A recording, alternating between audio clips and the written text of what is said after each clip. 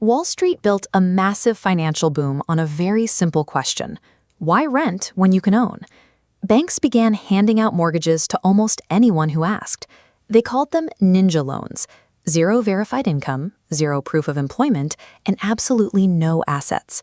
A strawberry picker earning $15,000 a year could get approved for a $700,000 home. The banks handing out these loans didn't care if the buyers could pay them back because they had no intention of keeping them. Instead of holding on to that risk, Wall Street invented a financial blunder. They took thousands of these toxic mortgages, bundled them together into a single product, and called it a mortgage-backed security. Think of it like a sausage.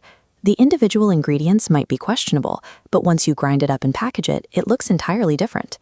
The rating agencies stamped it with a AAA label, essentially telling the world these bundles were as safe as U.S. Treasury bonds. With that stamp of approval, the firm could sell the risk to anyone. Pension funds, retirement accounts, and global banks bought them up. The entire global financial system was feasting on these products. The profits were so high and the market was moving so fast that nobody wanted to pause to look at what was inside the packaging. That willful ignorance snapped on an ordinary Tuesday in September. On the 42nd floor of a midtown Manhattan skyscraper, the head of risk management, a man who had spent 19 years measuring the firm's danger, was handed 6-month severance and told to leave immediately. His email, his phone, and his building access were cut off while he packed his desk.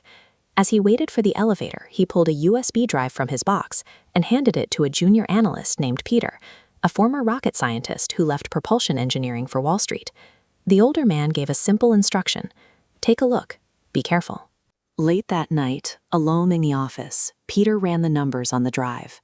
He was stress testing the firm's mortgage-backed securities against recent market volatility. The model returned a massive 60. The model looks at decades of historical data and calculates that 99% of the time, the absolute worst you'll lose is a manageable, predictable amount. The tiny red tail on the edge, that's the highly unlikely outlier risk. But the math relied on a massive blind spot. It assumed independence. It calculated that if one homeowner in Ohio defaulted, it wouldn't impact a buyer in Florida. The housing bubble tied them all together in perfect correlation. When one tile fell, the whole floor went. The VAR model failed to predict the hurricane because it only knew how to forecast normal weather.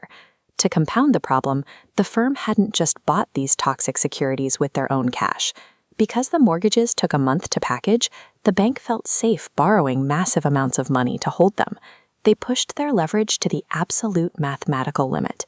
When you borrow that heavily, you have zero margin for error. If the value of those assets dropped by a mere 25% while still on the firm's books, the resulting loss would instantly exceed the total market capitalization of the entire company. A corporate helicopter slices through the Manhattan skyline and lands on the roof. The CEO steps into a building he hasn't visited in 2 years, taking his seat at the head of a glass conference table to confront a $1 trillion deficit. Despite the advanced degrees in the room, the CEO demands the situation be explained to him as if he were a small child or a golden retriever. The young analyst delivers the hard truth.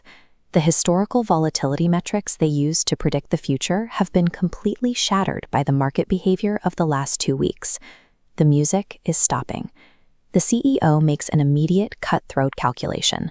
They cannot survive the incoming hit. He orders the floor to liquidate the entire $1 trillion portfolio of toxic paper the absolute second the market opens. His top lieutenants push back. There is no natural buyer for $1 trillion of garbage. The only way to move it is to sell to pension funds, global banks, and loyal clients they've done business with for years.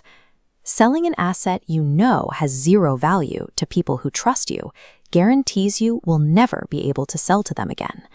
He hears the objections and he dismisses them.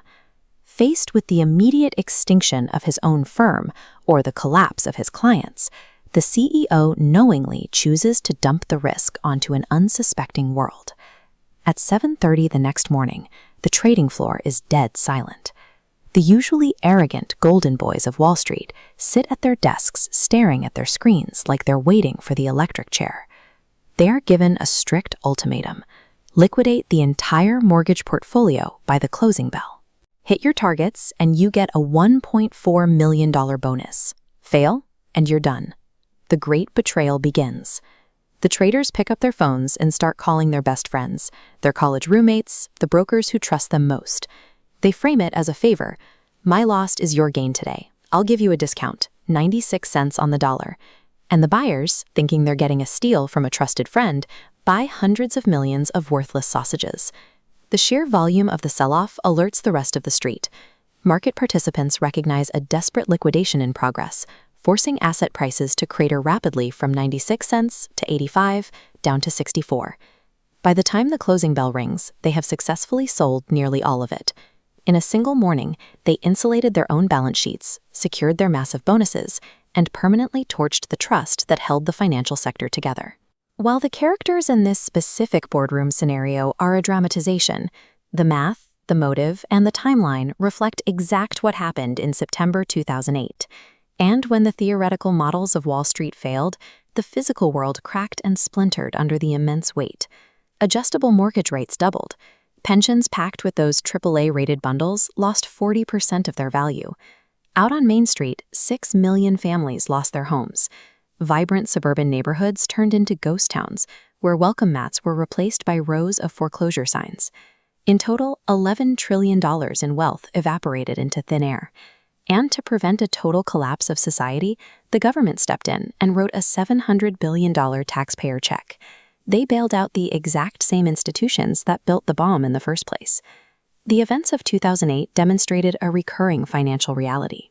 When the mathematical models inevitably broke, the weight of the recovery fell on those furthest from the boardroom, leaving the institutions that triggered the collapse to wait for the next cycle to begin.